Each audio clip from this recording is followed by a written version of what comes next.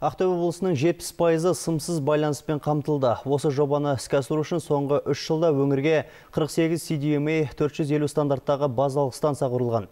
Бүгін Қазақтелеком компаниясы Ақтөбе облысының Шәмші Қалдаяқов ауылында баспасөз түрін ұйымдастырып, осы жаңа технологиялардың қыр-сырын таныстырды. Мәке, қайдасың? Әбетке күтіп отырмын. Дүйсмағамбетовтер отбасы ауылда шағын кәсіпкерлікпен айналысады. Отағасы Марат әрдайым іс-сапармен жолда жүреді. Бұрын телефонның жоқтығынан уақытылы байланысуға мүмкіндік болмайтын еді. Жолшыбай кеткен кезде үйдегі хабарды біліп отырамыз, дүкендегі заказдарды біліп, сосын хабарласып отыруға жақсы. Осыдан 15 жыл бұрын Қарғалы ауданында елді мекендерде не бары, бір-екі үйде ғана телефон байланысы болған. Ауданда 371 абонент тіркелді. Осы ауылды мекенде 105. Енді халыққа өте ыңғайлы, мына сымсыз байланыс өте сапалы.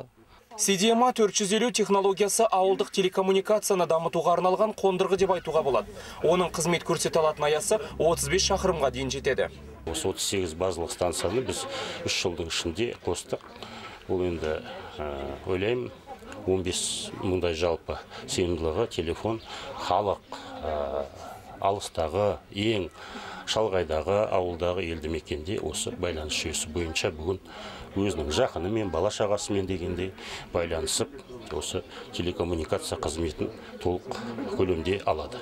CDMA желісі тек телефонды пайдалануда ғана емес, сонымен қатар интернетке қосылуға да қолайлы. Қазір бұл технология бойынша Ақтөбе облысының 300-ге жуық ауылына сымсыз телефон қондырылған. Алдағы